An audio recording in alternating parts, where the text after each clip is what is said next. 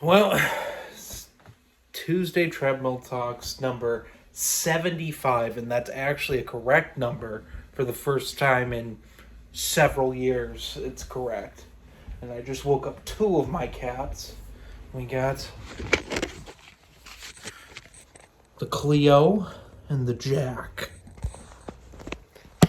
Yeah. Anyway, welcome to Tuesday Treadmill Talks, filmed on a bike on a Monday, which is how these are going to be filmed going into spring semester, because most of my classes are on Tuesdays and Thursdays, at least, well, for the whole semester. But during the A block, since they're 8-week classes for the most part, they do switch in, I think, March, mid-March.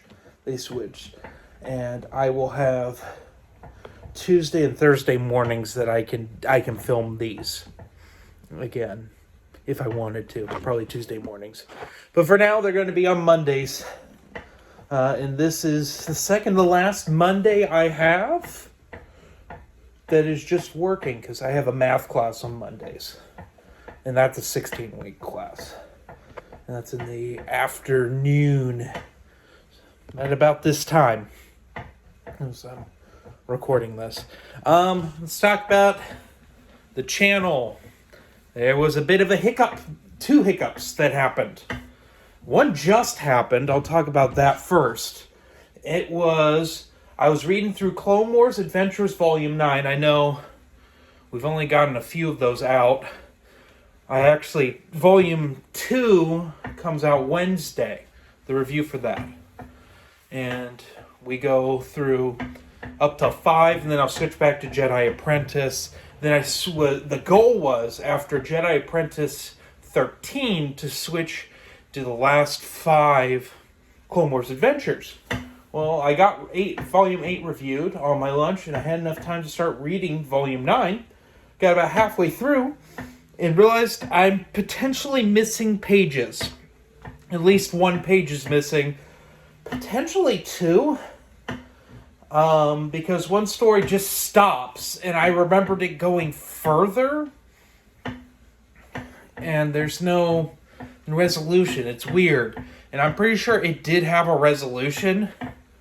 I don't know. It's just, it's weird. Matt Wilkins is supposed to get back to me tonight with showing off the last few pages. This has happened to me more than once, where I bought something off of eBay and this has happened. This happened to me. I had the Dark Horse copies of Tales of the Jedi, those omnibuses they made back in the day. I bought those again, and I got them cheap because Redemption was missing half the pages, were missing out of it, or close to half of them. Like, the whole climax was missing from the book. I was like, what the hell? This doesn't make any sense. Which is why there's not been any Tales of the Jedi reviews. I'm going to talk about Tales of the Jedi and when that's getting reviewed. Probably on the Legends podcast. We're going to do a Legends podcast soon. Honestly, maybe Friday I'll talk to Dylan about it, because we have a lot of stuff to talk about that's coming out this year. There's a lot of Legends stuff, from audiobooks to omnibuses coming out. Mainly audiobooks. It's weird how many audiobooks are coming out in the next couple months. I mean, we already got, Outbound Flight and Survivor's Quest both got unabridged audiobooks that came out at the end of last month. Snagged both those.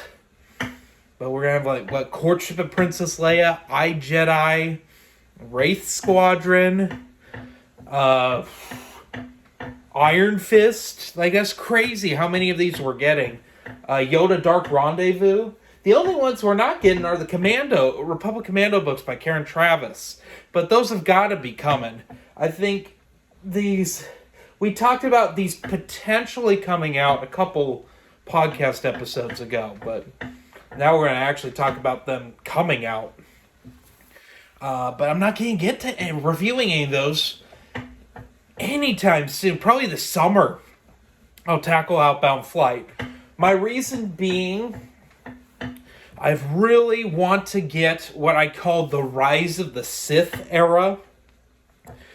that beginning of what used to be called in the timeline, the Rise of the Empire era, from basically after Dynasty of Evil to the Phantom Menace. I want to get most of that done and read, because it dawned on me halfway through last year that the biggest series in there is Jedi Apprentice, and those books are short. So I've gotten through almost all of Jedi Apprentice reading-wise. I just finished book 17 this morning. And we're not counting the special editions, because only half of those adventures happen before Phantom Menace. I'll just tackle those afterwards. It doesn't matter. So I'll probably tackle book 18 in a bit. The other big thing is the Rise of the Sith Marvel Omnibus. And I've read a bunch of that. I was leafing through it because I planned to review those when they were the 2 Epic collections a few years ago before we moved up here.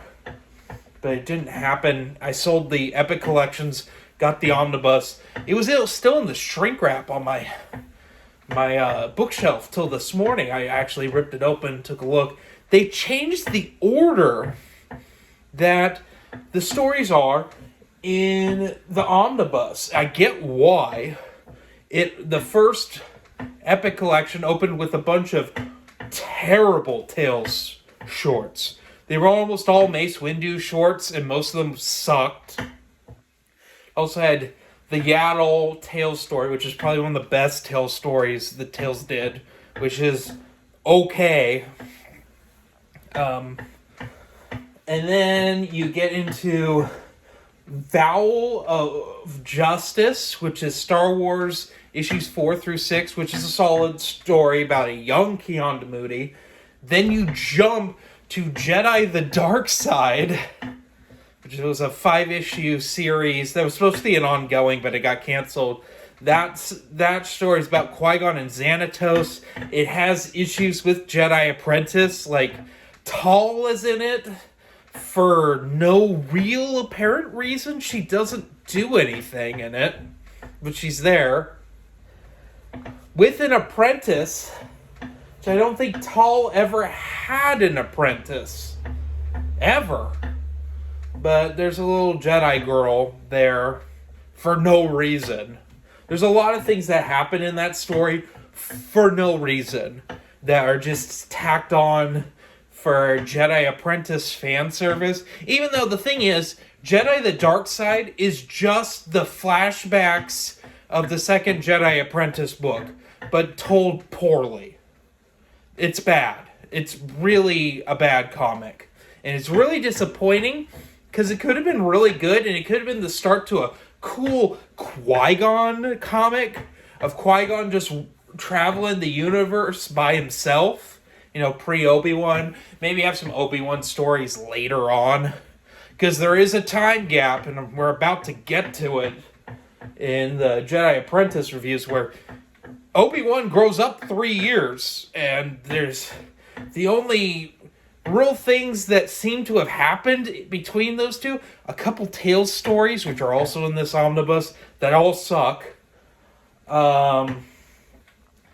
I don't think the 2 Obi-Wan Qui-Gon comic miniseries happen in the middle of Jedi Apprentice. I think they happen after, because Obi-Wan's about the age that he is in Phantom Menace. They're pretty close to Phantom Menace. They are before the Star Wars Episode 1 Adventures books, which I will talk about too, because I have all those.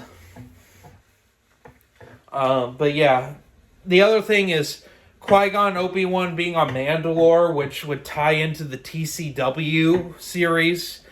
So Obi-Wan can meet Satine and form that relationship, because that's never brought up anywhere else.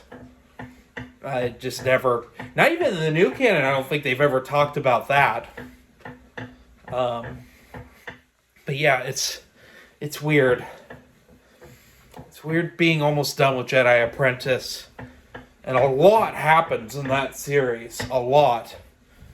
But yeah, it'll be interesting to read book 18, which has weird connections to the Star Wars comic strip for some reason. I'm not sure why. I appreciate it. It would have been nice to have more ties to the EU. The big thing with Jedi Apprentice 17 I will get into here. It introduces Jocasta Nu, the librarian. It's her first appearance. So that's interesting. Oh, I gotta stand up a minute here. I'm cramping right in the left hip. What's the other? I'm trying to think some Obi-Wan Qui-Gon stories. Oh, Jedi Council Acts of War, they're both in there. But that's an ensemble thing. And that's after Jedi Apprentice, or near the end of it. Because, as I recall, Darth Maul's in it briefly. So it would be near the end of Jedi Apprentice. Because Darth Maul's about the age he is in all the Darth Maul short stories and stuff. But yeah, I'm really excited for Rise of the Sith Omnibus, even though it's kind of all over the place. And it's a mess. I was paging through it. Nothing's in order. There doesn't seem to be a rhyme or reason, really, to why things are restructured for the omnibus. Because typically, I'm going to have to go through all of my omnibuses. I'll probably hit Stevie B up, because he has a lot of the epic collections, and we can compare and contrast. But the Rise of the Sith is fucked up with how they put things in there. Because you'd think, and the thing with the omnibus, the epic collections, is it's very clear whoever started them, whoever has put most of them together, watched Matt's Expanded Universe, because they changed from the first wave into the second wave. The second wave got more EU accurate. Not to say Matt is 100% correct in his timeline. I have some big issues with certain things he does with his. We all have our own opinions, though. But the first few Epic Collections were really funky with how they structured them. So, Epic Collection Volume 1, as I said, was Tales shorts. Well, you can't really put Tales shorts in for the start of your collection. Why? Because they're fucking shit. Let's just face it, most of Tales is dog shit. It's goofy nonsense stuff until Jeremy Barlow started really trying to make Tales something. But by then it was too little too late. Jeremy Barlow, by the way, he doesn't get enough credit for what he tried to do with Tales. Because when he really took over, and he had his own goofy little comic, I remember it, where he was a character, then goofy things would happen to him in the Star Wars universe. Like, as I recall, he got frozen in carbonite, and they were not canon stories. In fact, I don't think they were collected in any of the Tales trades. I think they were exclusive to the single issues. Tales went 24 issues, and they were really expensive comics for the time. So, I think they were like $3.99 in a time when comics were about $2.50. That's expensive. And Tales is not worth it, typically. Every once in a while, you got something real interesting. But when Jeremy Barlow took over, you got all sorts of... It got more serious overall. We didn't have the Max Rebo Band shorts. We didn't have Skippy the Jedi droid anymore. Or Force Fiction, which I still am of the opinion that is the worst Tales story that was ever written. You don't know what Force Fiction is? It's Pulp Fiction, the diner scene, but with Mace Windu and Yoda. Yeah. Stupid. Really stupid. And I have a feeling it's collected in The Rise of the Sith. That's non-canon. That's the problem with breaking up these Tales shorts. Most of it, you can argue, is not canon. Like, George R. Binks or Skippy the Jedi droid. That's stupid. It doesn't make a lot of sense. Anyway, I'm trying to think here. Anyway, so Rise of the Sith Omnibus, to get back to where I was saying, what I was getting to, opens with Jedi the Dark Side. This also doesn't make sense because Vow for Justice is technically the oldest story in there. That's a young Kianda Moody, who is clearly old in the prequels. So he's young in this. Honestly, I've seen a lot of timelines where this and the first couple chapters of Darth Plagueis are at the or you read them first before you get to anything in this time period.